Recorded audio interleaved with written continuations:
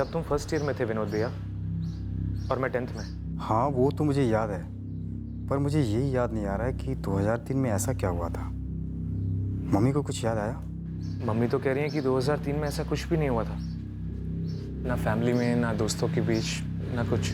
तो फिर पापा को किसी केस को लेकर कोई खतरा था, तब तो हमें नहीं मालूम होगा, क्योंकि पापा काम की बातें घर पर डिस्कस नहीं किया करते थे। पर मुझे समझ में नहीं आ रहा कि पुलिस बार बार यही कही जा रही है कि हमारा कोई निजी मामला है। क्या निजी मामला हो सकता है विनोद? क्या पापा जी ने किसी के साथ कुछ गलत किया था? गलत मतलब? कैसे गलत किया? मेरा मतलब है कि हो सकता है पापा जी ने अनजाने में कभी किसी गलत आदमी को गिरफ्तार कर लिया।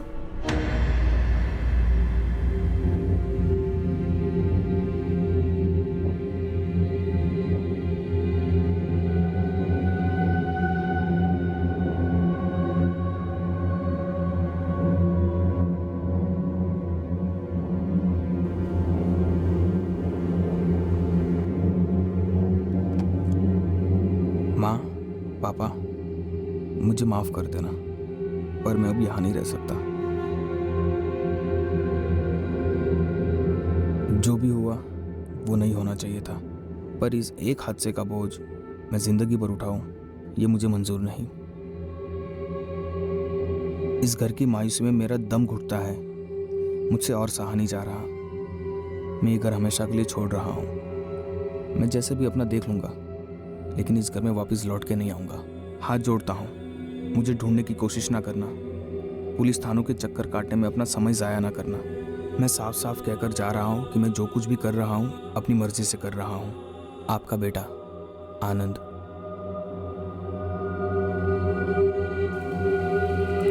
आनंद भैया, प्लीज़ वापस आ जाओ। पापा तो एकदम टूट ही गए। प्लीज़, उन्हें हमारी ज़रूरत है। बहुत ज़्यादा टूट गए भैया।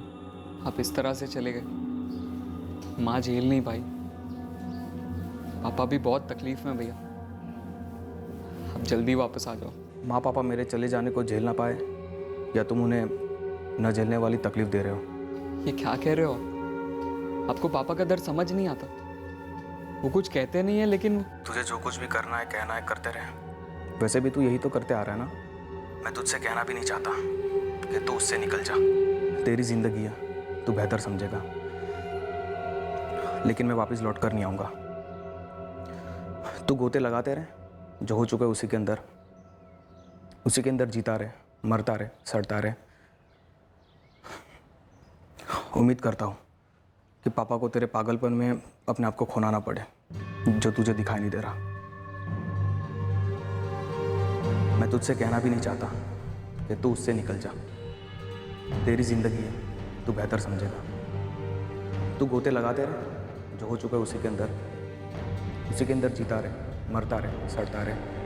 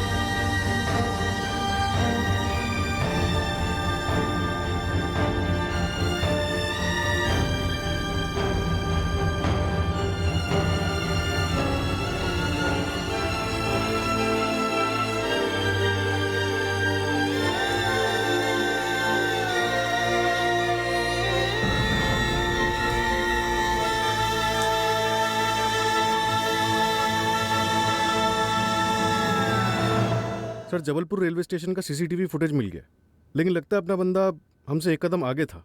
जानता था हम फुटेज खंगालेंगे।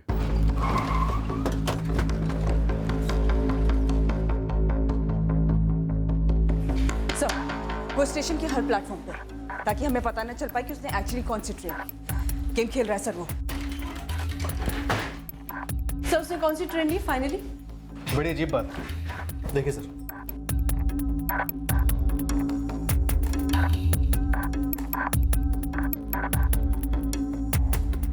ये प्लेटफॉर्म नंबर 4 पे कौन सी ट्रेन है?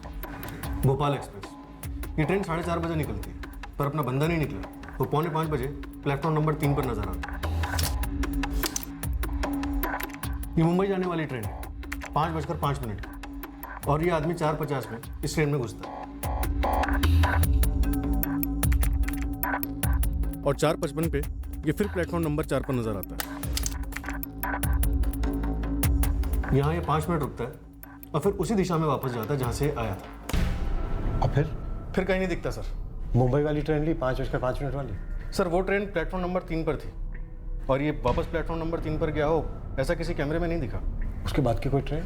5:25 पे एक ट्रेन है अहमदाबाद की। साफ है ये बंदा जानता था कि कत्ल के बाद भागते वक्त इसकी पूरी जर्नी ट्रैक कर सकता है। सर कितने ही पुलिस स्टेशन में इसने जगदीश चौहान को ढूंढा है। ये पक्का जानता होगा हम इसके पीछे हाथ धोकर पड़ जाएंगे।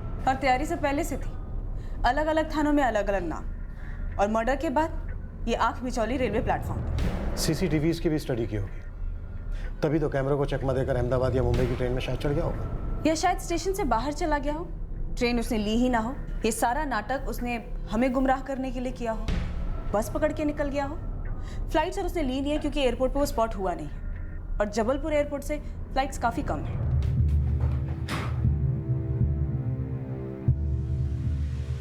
तो इस बंदे को मुंबई और अहमदाबाद से ढूंढना खास के ढेर में सुई ढूंढने के बराबर होगा।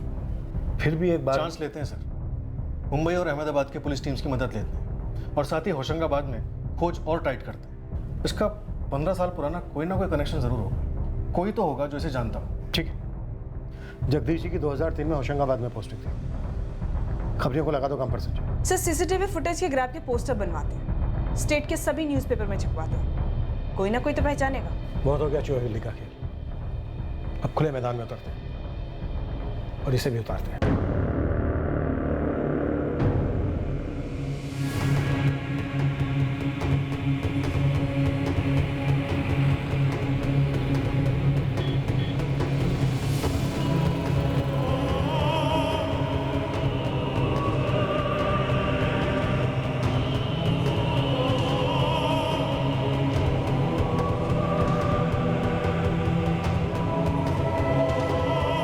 पूरे मध्य प्रदेश के अलावा हम उस बंदे को मुंबई में भी ढूंढ रहे थे, अंधेरे में तीर चला रहे थे। अहमदाबाद में भी खोज शुरू हो गई, क्योंकि हमें लगा कि हमें चकमा देने के लिए उसने शायद जबलपुर से 2 में से कोई भी ट्रेन ली। पर हमारे संदिग्ध की खोज में सबसे पहली खबर पड़ोस के होशंगाबाद से आई, जो हमारे रडार पर सबसे ऊपर था।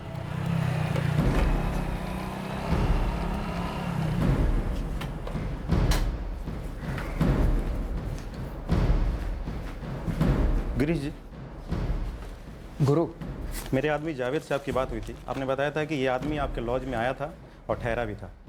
हाँ, ये आदमी दिसंबर में ठहरा था यहाँ, मैंने रजिस्टर भी निकाल के रखा। हाँ, ये 4 दिसंबर 2017 से 10 दिसंबर 2017 था।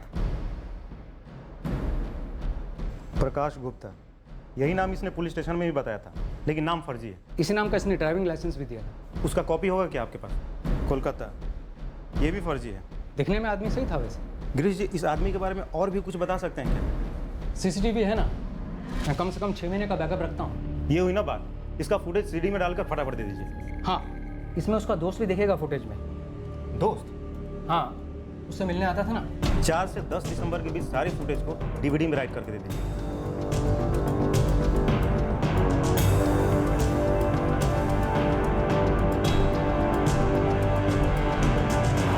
दिसंबर को चेकिंग होते हैं और फिर शाम को 5:30 बजे एक दोस्त मिलने आते हैं। सर थोड़ा आगे फॉरवर्ड कीजिए।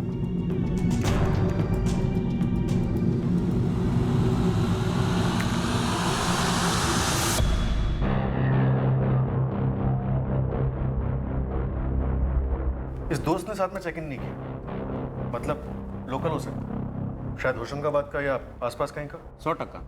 4 के बाद 10 तारीख तक ये दोस्त रोज आया है कमरे पे। कभी अकेले बाहर निकलता था तो कभी इसके साथ बाहर निकलता था। और ये गिरीश, लॉज का रिसेप्शनिस्ट, इसे इसके दोस्त का नाम वगैरह कुछ याद है? फर्स्ट टाइम लॉज में आए तो दोनों के बीच में काफ़ी बातें हुई हैं, फुटेज में दिख रहा है। पूछा मैंने, लेकिन गिरीश भाई को याद नहीं। अब अपने पास 2 टारगेट है। हम अपने इस बंदे को एक्स नाम देते हैं और इसके इस दोस्त को वाई, जो कि पूरे चांसेस हैं होशंगाबाद या आसपास का ही होगा। गुरु एक काम कर, अपने सब लड़कों को बोल कि वो इस एक्स के साथ साथ पूरे होशंगाबाद में इस वाई की तस्वीरें भी घुमाएं। अगर हमें ये वाई मिल गया तो ये वाई हमें एक्स तक लेकर जाएगा। इस बंदे को ढूंढना है। ये बंदा इस बंदे का दोस्त है। ये बंदा यहाँ होशंगाबाद या आसपास का हो सकता है। इस बंदे को जल्द से जल्द ढूंढना है, समझे?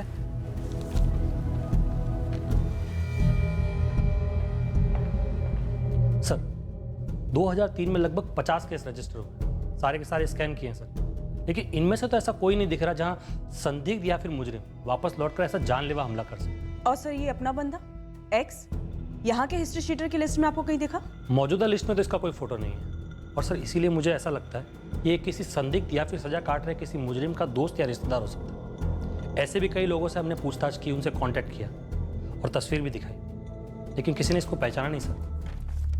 15 साल पहले का एक्स आज की एक्स से अलग दिखता होगा।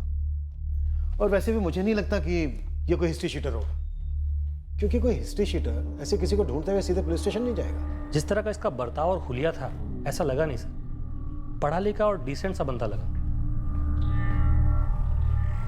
सर, कोलकाता आरटीओ से जवाब आया। इस प्रकाश गुप्ता का लाइसेंस, नाम और एड्रेस सब फर्जी है। कैसे भी करके हमें इस बंदे को ढूंढना होगा। ये आके इस तरह से एक रिटायर्ड पुलिस अफसर को मार के चला जाता है और कत्ल के 3 हफ्ते बाद हमारे पास इसकी और इसकी दोस्त की तस्वीरों के अलावा कुछ नहीं है। मकसद क्या था इसका? सर, वो रिटायर्ड कांस्टेबल शंभू जी आए हैं जो जगदीश जी की टीम में थे 2003 में।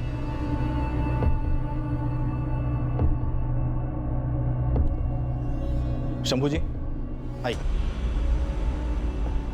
सर जी, सच कहें तो कौन से मुजरिम के दिमाग में बदले का कीड़ा घुस जाएगा, यह हम में से कोई नहीं बता सकता। आपकी बात सही है शंभू जी, पर कोई तो ऐसा केस आया होगा जिसमें संदिग्ध या मुजरिम आपको ऐसा लगा हो, गुस्सैल, सरफराज। मैंने सारे केसेज याद किए और जितने याद आए उसमें ऐसा तो कुछ भी नहीं था जिसमें किसी के खिलाफ कोई गलत चार्जशीट बनी हो। जगदीश सर भी बहुत सटीक थे अपने काम में। हमने जगदीश जी के कई केसेस स्कैन करवाए, पर हमें ना इस बंदे का पता चल रहा है और ना इसके मकसद का। शंभू जी, अभी तक जो सामने आया है वो पर्सनल ही लग रहा है, लेकिन जगदीश जी की फैमिली कह रही है कि ये कोई निजी पारिवारिक मामला भी नहीं है। लेकिन एक बात तो पक्की, जो कुछ भी हुआ वो 2003 और 2005 के बीच यहीं होशंगाबाद में हुआ।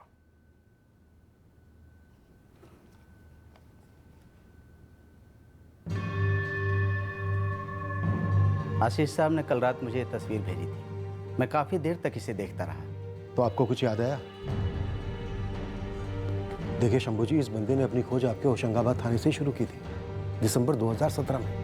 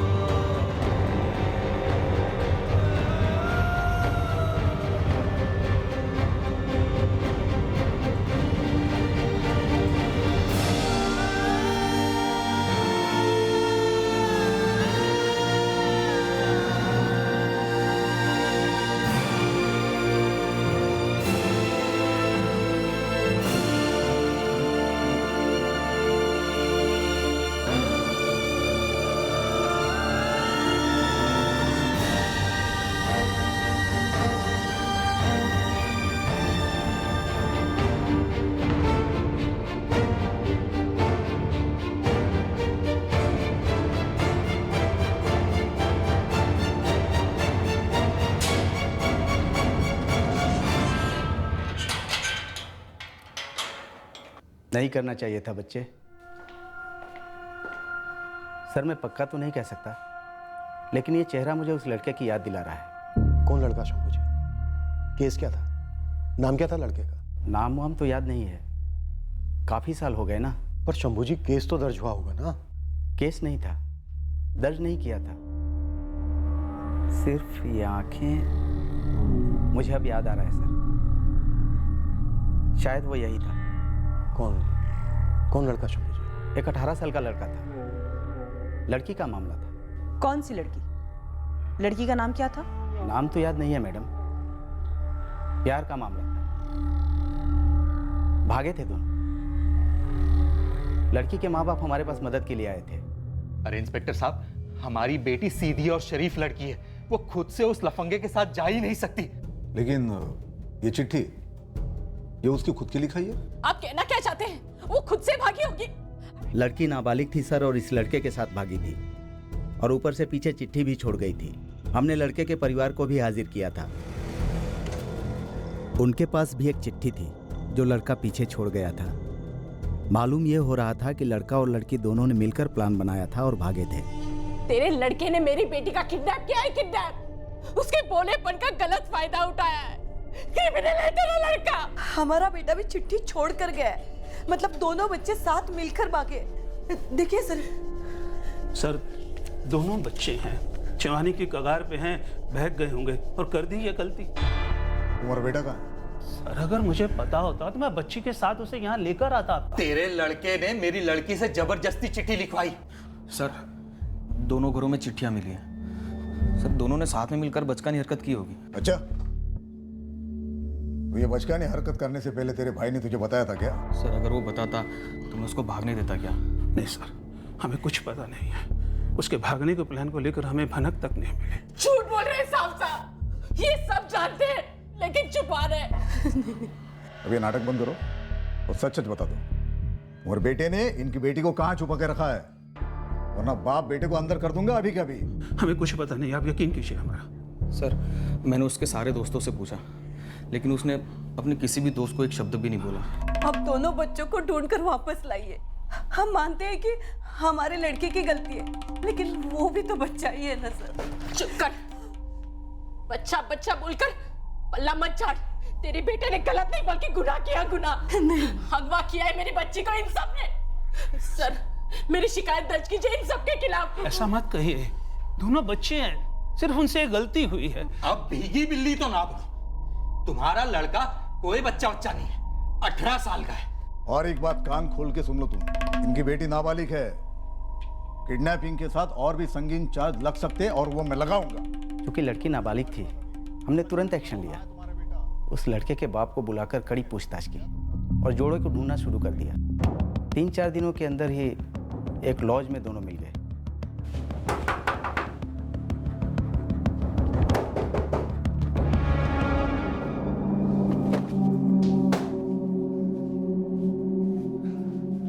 तुझे पता है अब क्या चार्जेस लगेगी तुझ पे? कैसे चार्जेस सर? हम दोनों एक दूसरे से प्यार करते, शादी भी करना चाहते। हाँ सर, हमने अपनी मर्जी से घर छोड़ा है। ए लड़की, 16 साल की है तू, नाबालिग है, पता है? लेकिन मैं तो 18 साल का हूं ना, बालिग हूं, और मैं हम दोनों की जिम्मेदारी लूंगा। अरे सर, मारिए मत उसे। ए चुप, पीछे हट। तू जिम्मेदारी लेगा? तू तो बेटा अब जिम्मेदारी लेगा तेरे जुर्म की कोर्ट में। किडनैपिंग तो हुआ है, अब मेडिकल के बाद रेप के चार्जेस भी लगेंगे। ये क्या कह रहे हो सर आप? हम दोनों एक दूसरे से प्यार करते और मैंने कोई जबरदस्ती नहीं किया। हाँ सर, मैं इससे बहुत प्यार करती हूँ। चुप! जबरदस्ती नहीं कि तुम नाबालिग लड़की को भगा के क्यों लाए हो तुम? देखिए सर, हमारी प्राइवेट लाइफ में दखल देने का आपको कोई भी हक नहीं बनता है। मुझे मेरा हक बताएगा? तो जानता नहीं अब तेरे साथ क्या होने वाला है। कुछ नहीं सुनना है सर, उस लड़के पर किडनैपिंग का केस करना है बस। देखिए, हम उससे सख्ती से पेश आए, वो आपकी बेटी को फिर कभी भी परेशान नहीं करेगा, ठीक है? अभी तक जो किया है वो कम है। अरे पूरी बिरादरी के सामने हमारी थू-थू हो रही है। मैं तो कहती हूँ सर, उसके माँ और बाप और उसका वो भाई, उन तीनों को अंदर कर दीजिए। उन चारों के खिलाफ किडनैपिंग का चार्ज लगाइए सर। इसने हमारी बेटी के साथ जो किया है उसके लिए इसे जिंदगी भर जेल में सड़ना चाहिए। इस आदमी के चेहरे पे जो, पता नहीं क्यों इसकी आंखें मुझे उस लड़के की याद दिलाती है। एक अजीब सा गुस्सा था उसकी आंखों में। 2 रातें हमने उसे लॉकअप में रखा था, फिर उसे छोड़ दिया था स्ट्रिक्ट वार्निंग देकर कि लड़की के आसपास भी नजर ना आए। लड़की के माँ बाप खूब उधम मचा रहे थे कि केस बनाओ, लेकिन लड़के खुद खिलाफ थे इल्जाम लगाने में। बोलती रही कि अपनी मर्जी से भागी थी उसके साथ, जगदीश सर ने फैसला किया कि वार्निंग देकर छोड़ दिया जाए लड़के को। क्या कोई इतने सालों तक अपने मन में इतनी नफरत पाल सकता है? मैं पक्का नहीं कह सकता सर। शायद ये लड़का वो आदमी नहीं है शंभू जी। शंभू जी, कोई और केस याद आ रहा है आपको? नहीं, और तो कोई ऐसा केस याद नहीं आ रहा है जहां ऐसे कोई इतने सालों बाद वापस आकर जगदीश सर को मार दे। पर जितनी बार मैं इस तस्वीर को देखता हूं, वो लड़का बार बार मुझे याद आता है। उसकी आंखें सामने आती हैं, पर नाम याद नहीं आता। वो लड़का लड़की एक ही स्कूल में पढ़ते थे? स्कूल का नाम कुछ याद है? नहीं, वो भी याद नहीं है। यह आदमी उस लड़के जैसा दिखता तो है, पर मुझे लगता नहीं है कि कोई इतनी दुश्मनी इतने सालों तक पाल सकता है। वो ऐसा क्यों करेगा? जो हुआ उसे सालों गुजर गए। पता करवाना है किसी? सारे के सारे स्कूल्स में चेक कर सकते, लेकिन 2003 का इंसिडेंट किसे याद होगा किसे नहीं कह नहीं सकते। और वैसे भी उन दोनों के नाम भी नहीं पता है। लड़का तब 18 साल का था, तो अब 33 साल का होगा। हमारा संदिग्ध भी इसी उम्र का है। क्या ये आदमी वही लड़का है? सर, जैसा कि शंभू जी ने बताया, उसे लगता तो नहीं है कि इतनी गहरी दुश्मनी वाली कोई बात थी। शायद वो अपनी लव स्टोरी टूटने की वजह जगदीश जी को मानता हूँ, और 15 साल पुराने इस घाव को नासुर बनाए रखा हो अपने अंदर।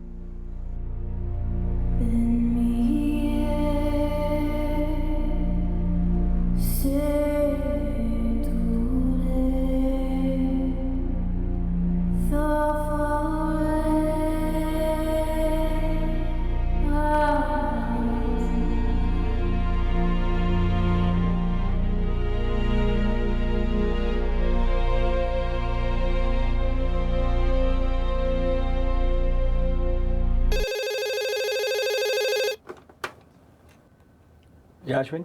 Come to my cabin. Yeah, come in. ये क्या चल रहा है? क्या हुआ? मैंने कुछ खबर सुनी तुम्हारे बारे में। कैसी खबर? तुम बताओ। खबर आपने सुनी है, आप ही बताइए। यार, तुम्हारे साथ ना ये सीरियस वाली एक्टिंग भी नहीं चलती। तुम्हारा प्रमोशन हुआ है। ओ यार, प्रमोशन की न्यूज़ के बाद कोई ओ बोलता है क्या? कोई खुशी नहीं, कोई एक्साइटमेंट नहीं? नहीं, खुशी है ना। तो फिर इतने ज़्यादा टेंस क्यों लग रहे हो? जब से तुम वापस आए हो ना, तुम में कुछ बदलाव आया है। ऑफिस में सभी कह रहे हैं, किसी से बात नहीं करते, हेलो तक नहीं कहते। What's troubling you? नहीं, बात करता हूँ सबसे।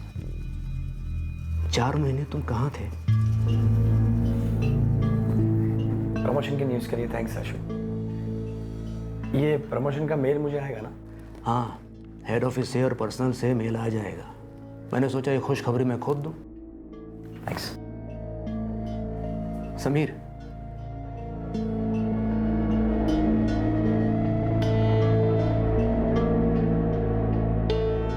किस बात की इतनी परेशानी है? देखो, बॉस की पोजीशन से नहीं, फ्रेंड की पोजीशन से पूछ रहा हूँ। What's troubling you? सच बोलो, जिंदगी में इतना सुकून पहले कभी महसूस नहीं किया। अब शांति है, बहुत ज्यादा शांति। सर, फाइनली हमारे केस का खाता खुलने जा रहा है। सुना, जल्दी सुना। सर, वाई का पता चल गया है, जो आपको एक्स तक ले जाएगा। नाम पता चला? रमेश चौबे। हमारा अंदाजा सही था, यही होशंगाबाद का रहने वाला है। मैंने उसके घर पे फील्डिंग लगाई है, बस आप लोग तुरंत आ जाइए।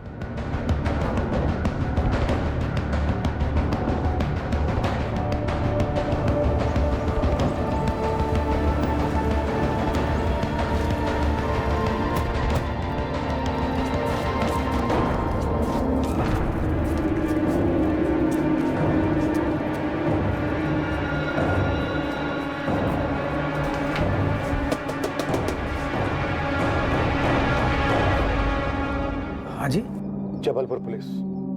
जी कहिए। कहना तुझे, सवाल हम करेंगे। लॉकअप पे। ये तुम्हारा दोस्त, क्या नाम है इसका? एड्रेस और नंबर भी बोलो। सर, ये मेरा दोस्त नहीं है। मैं तो जानता भी नहीं कि ये कौन है। देख रमेश, तुझ तक पहुंचने के लिए हमने बहुत पापड़ बेले। अगर तू 2 सेकंड के अंदर नहीं बोला ना, तो तुझे पूरा तोड़ देंगे हम।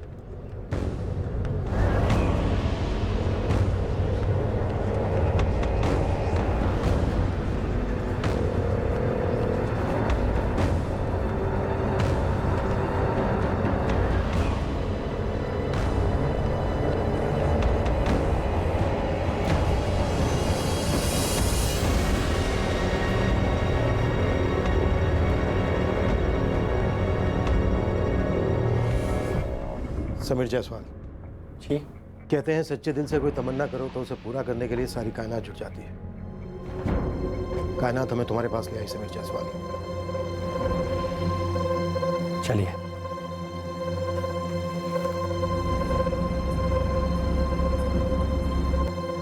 मेरी लाइफ तो उसी दिन बर्बाद हो गई थी जब रीचा और मुझे पकड़कर वापस लाया गया। वो होना नहीं चाहिए था, उनको ऐसा नहीं करना चाहिए था। हम दोनों बस हमेशा साथ रहना चाहते थे। हम दोनों सिर्फ यही चाहते थे, बस मेरा उसे और उसका मुझे चाहने में हमारे संस्कारों, हमारी परवरिश का कोई लेना देना नहीं था। हम सच्चा प्यार करते थे एक दूसरे से। घर से भागने का फैसला हम दोनों ने मिलकर लिया था। मैंने उसे किडनैप नहीं किया था, हम दोनों अपनी मर्जी से भागे थे और हम दोनों को अपनी मर्जी के खिलाफ वापस लाया गया, अलग किया गया। उसके बाद रीचा और उसकी फैमिली होशंगाबाद छोड़ के कहीं और चली गई। वो हमेशा के लिए चली गई। दोबारा कभी देख तक नहीं पाया उसे मैं। और इस सब के लिए तूने इंस्पेक्टर जगदीश चौहान को जिम्मेदार ठहराया। रिचा नाबालिग थी उस वक्त, केस बनता तो कहीं नहीं रहते तुम। वो तो वैसे भी कहीं का नहीं रहा। मुझे जो जिल्लत का सामना करना पड़ा वो करना पड़ा, लेकिन मेरे पापा, उनके साथ जो हुआ नहीं होना चाहिए था। अगर जो हुआ वो जुर्म था कोई, तो उसके लिए मैं और सिर्फ मैं जिम्मेदार था। पर उसके लिए मेरे पापा को सजा क्यों दी गई? उन्हें क्यों लॉकअप में रखा गया? कभी एक शब्द नहीं बोले मेरे पापा, लेकिन मुझे साफ नजर आता था उनके चेहरे पर कि उन्होंने भयंकर अपमान झेला था। क्या ये सही है किसी से कोई कानून टूटे, और वो भी अनजाने में? तो आप उसके बाप को बुरी तरह बेकाबू करो।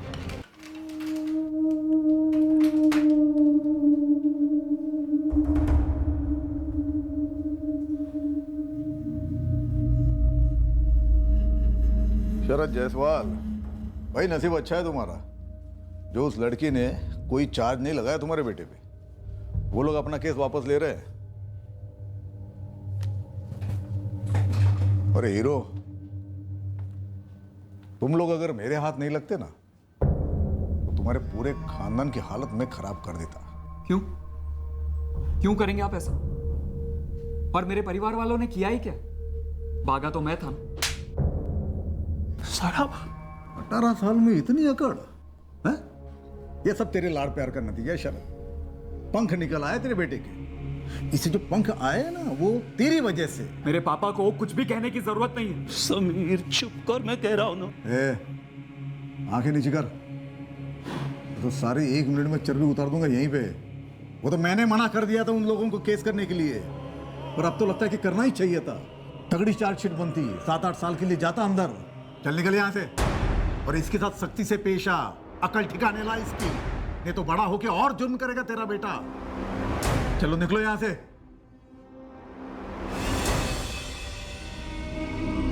वो हर कदम पर मेरे पापा की इंसल्ट करता, उन्हें नीचा दिखा। रोज शाम जब पापा घर लौटते ऑफिस से तो उनकी गर्दन नीचे रहती, आंखें नम सी होती, शर्म के मारे, जैसे मैंने कोई कत्लेआम किया।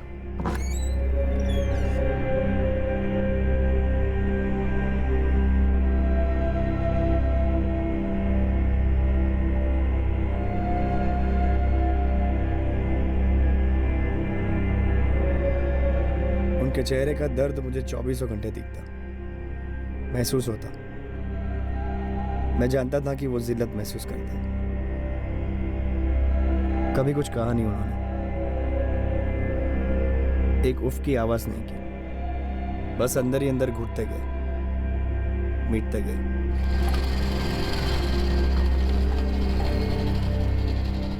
गया पान लगा देना एक। शरद जायसवाल, ठीक तो हो ना? मुझे लॉकअप से छोड़ दिया गया, लड़के पर नजर रखे हो ना? लेकिन हमारी जिल्लतें खत्म नहीं हुई। उसके बाद जब भी वो मेरे पापा से टकराता, वो उन्हें जलील करता। मेरे सामने ये एक बार हुआ था, पर मुझे यकीन था कि जगदीश ने मेरे पापा को ऐसे कई बार जलील किया होगा।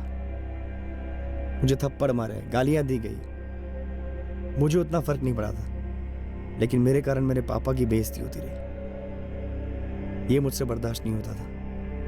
मैं पापा को मायूस नहीं देख पाता था। मेरे पापा मेरी दुनिया थे और मैं उस दुनिया को एक एक दिन, एक एक रात बिखरते हुए, टूटते हुए देख रहा था।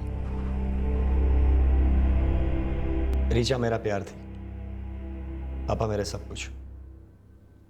दोनों को मुझसे अलग कर दिया उस एक आदमी ने। उन्होंने तुझे जेल से बचाया, एक नाबालिग लड़की को बचाया, एक संगीन जुर्म होने से बचाया। सच्चा प्यार करना जुर्म है? सच्चा प्यार होता तो रुकते, इंतजार करते रिचा के बालिग होने का, अपने 21 साल के होने का, और उससे पहले अपने अपने माँ बाप से बात करने की कोशिश करते। हमें पता था कि हमारे पेरेंट्स उस बात के लिए राजी नहीं होंगे। उस वक्त हमें जो ठीक लगा हमने किया। अगर कोई दो इंसान अपनी मर्जी से कोई फैसला करे तो उससे कोई कानून तो नहीं टूटता है ना। अगर उसने हमें अलग नहीं किया होता तो ऐसा कुछ होता ही नहीं। उस एक आदमी की वजह से मैंने मेरी ज़िंदगी में सब कुछ खो दिया। रीचा चले गई, पापा भी पहले जैसे नहीं रहे, उनकी इज्जत चली गई, मेरा भाई भी घर छोड़ के चला गया, फिर मम्मी भी चल बसी। ये सब कुछ हुआ उस एक आदमी की वजह से। मेरी मम्मी के जाने के बाद मैं कई बार होशंगाबाद पुलिस थाने के बाहर खड़ा रहता, इस इंतज़ार में कि कब मुझे जगदीश चौहान दिखे और मैं उस पर हमला करूं, उसे बताऊं कि उसने मेरी ज़िंदगी बर्बाद कर दी थी। और मैं ऐसा कर ही देता अगर मेरे पापा ने मुझे रोका नहीं होता। क्यों कर रहा है बेटा? समीर, मैं तुझसे कुछ पूछ रहा हूं। पापा, मुझसे अब बर्दाश्त नहीं। उसने हम सबकी जिंदगियां बर्बाद कर दी और मैं आपको ऐसे मायूस नहीं देख सकता। उसे भूलने की कोशिश कर, जिंदगी में आगे बढ़ने की कोशिश कर। क्या गलती थी मेरे और ऋचा के रिश्ते में? क्या गलत किया था हमने? और इन सब में आपकी क्या गलती थी पापा? वो शहर छोड़कर जा चुकी है, भूल जाओ उसे। तो इंस्पेक्टर क्यों नहीं भूलता? आप मौका ढूंढ ढूंढ के आपकी इंसल्ट करता है। अपने गुस्से पे काबू रख, तेरी जिंदगी पड़ी है सामने। देख बेटा, मैं सिर्फ और सिर्फ तेरे लिए जीता हूं। तुम्हें अपने इस अतीत को भूल कर जीना होगा। नहीं हो पाया मुझसे सर। सब कुछ भुलाकर नए सिरे से जिंदगी जीना नहीं हो पाया मुझसे। जगदीश चौहान ने मेरे साथ जो किया था वो मेरी जिंदगी का हिस्सा बन गया था, जिससे मैं अलग नहीं हो पाया। फिर भी एक बार मैंने कोशिश जरूर की थी सब कुछ भुलाने की, लेकिन जगदीश चौहान ने मुझे भूलने नहीं दिया। मैं और नमिता एक दूसरे को पसंद कर चुके थे, लेकिन बात आगे नहीं बढ़ पाई क्योंकि बात आगे नहीं बढ़ने दी गई। क्या हुआ पापा? और लड़की वाले कह रहे हैं कि उन्हें ये रिश्ता आगे बढ़ाना नहीं है। अमिता, एटलीस्ट रीजन तो बताओ। हम दोनों ने एक दूसरे को पसंद किया था, सब कुछ सही चला था हमारे बीच, एंगेजमेंट की तारीख भी लगभग। फिर ये अचानक से क्या हो गया तुम्हें? मुझे लगता है हमारी जमेगी नहीं समीर। क्यों? ऐसा अचानक से क्यों लग रहा है तुम्हें? पता नहीं, पर मुझे ऐसा लगा तो बेटर है हम यहीं रुक जाएं और आगे ना बढ़ें। किसी ने मेरे खिलाफ या मेरी फैमिली के खिलाफ तुमसे कुछ कहा है क्या, या तुम्हारे पेरेंट्स को? नहीं। जगदीश चौहान है ना? उसी ने कान भरे तुम सबके? क्या? मुझे नहीं पता कौन है जगदीश चौहान। रहने दो, पहले रीचा, फिर नमिता। वो मेरी जिंदगी बर्बाद करता गया, लेकिन उसके बाद मैंने पापा का दिल दुखाने जैसा कुछ नहीं किया। उनकी हर बात मानी, क्योंकि पापा ही मेरे लिए सब कुछ थे। पर जब वो चल बसे, मेरी लाइफ में कुछ बचा ही नहीं। जितनी तकलीफ मैंने झेली थी, उतनी या उससे कहीं ज्यादा तकलीफ मेरे पापा ने झेली। जगदीश चौहान ने मेरी भरी हुई जिंदगी में खालीपन भरना शुरू कर दिया। और अब मेरे पास सिर्फ खालीपन था। गुस्से से पागल हो जाता हूँ रमेश। कब तक जलता रहेगा ऐसे? जब तक मैं जिंदा हूं, या फिर जब तक वो जिंदा है। देख समीर, हर इंसान को अपनी जिंदगी के अधूरेपन को पूरा करना पड़ता है, और उसका एक ही तरीका है, उस अधूरेपन को छोड़ देना, भुला देना, बहा देना। वो अंग्रेजी में कहता है ना, मूव ऑन। उसने मुझे कभी मूव ऑन करने ही नहीं दिया रमेश। उसने पापा के साथ जो ज्यादती की है, मुझे अंदर जकड़ रखती है। मत इस तरह से जकड़ कर रख अपने आप को, निकाल के फेंक दे बाहर।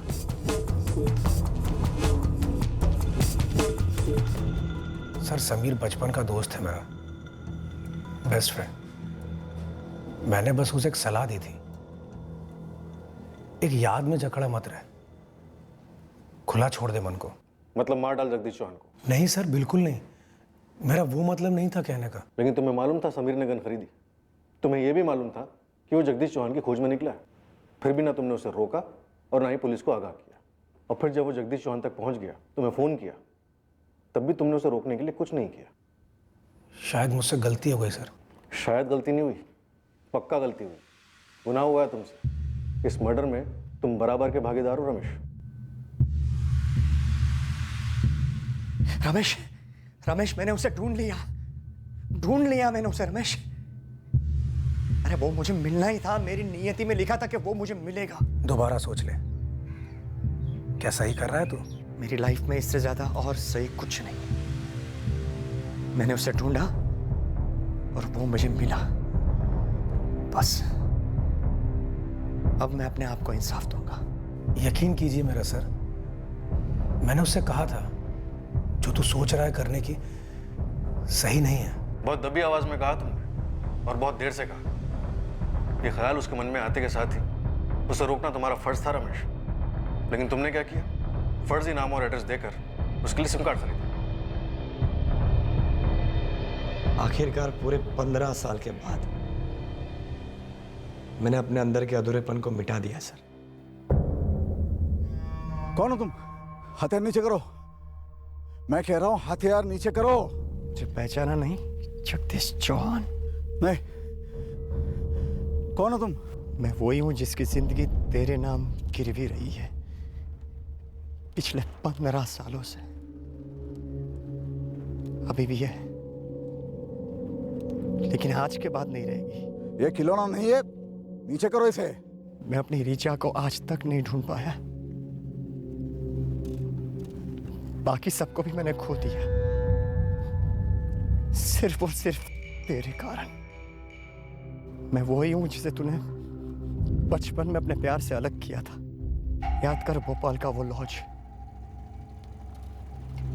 जहां से तू मुझे और मेरी रीचा को जबरदस्ती पकड़कर होशंगाबाद ले आया था। जायसवाल?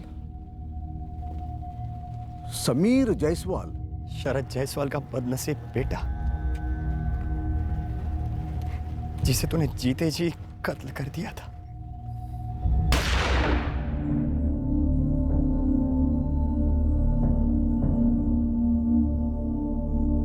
गन कहां से खरीदी? मुंबई से, एक सप्लायर से पहचान थी। नंबर दो उसका। अब नहीं मेरे पास। तो अब तेरे अंदर का अधूरापन खत्म हो गया? मिलके तेरी आत्मा को शांति? जी, ऐसा ही समझ लीजिए।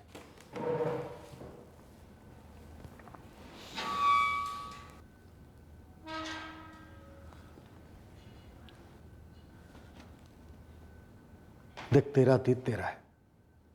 मैं उसे देख नहीं सकता, महसूस नहीं कर सकता। लेकिन जिस अधूरेपन की तू बात कर रहा है ना, दरअसल वो महज एक रंजिश है, बहाना है, बैसाखी है, एक सहारा है, जिसे पकड़े तूने सिर्फ एक दूसरे इंसान को आज तक दोष दिया है। और जगदीश चौहान ने क्या अलग कर दिया? मेरी उस एक हरकत के लिए उसने किसी और को दोष दिया, दर्द दिया, दंड दिया, और वो कोई और मेरे पापा थे। अभी आप मुझे लेक्चर देंगे कि मैं कितना गलत हूं। मैं जानता हूं मैंने गलत किया है, लेकिन किसी ने जगदीश चौहान से कहा कि उसने कितना गलत किया था।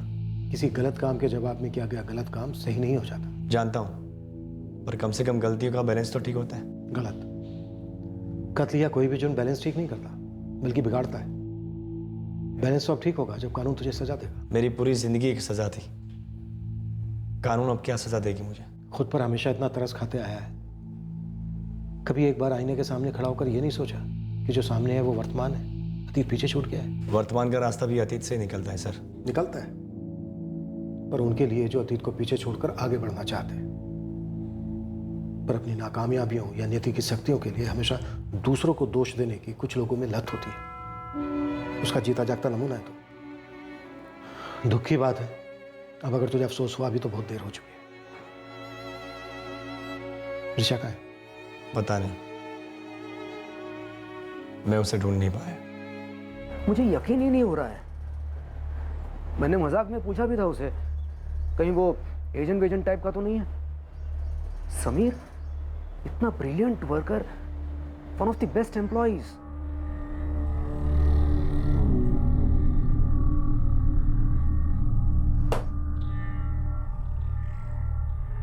वो किसी को मारने गया था। He had bought a gun. उनको भनक भी नहीं लगी होगी कि कोई इतनी नफरत पाले बैठा है उनके लिए। कैसे पता होता मीनाक्षी जी? 15 साल पहले जब ये इंसिडेंट हुआ, तब सपने तक में नहीं सोचा होगा कि 15 साल बाद इसका इस तरह से नतीजा सामने आएगा।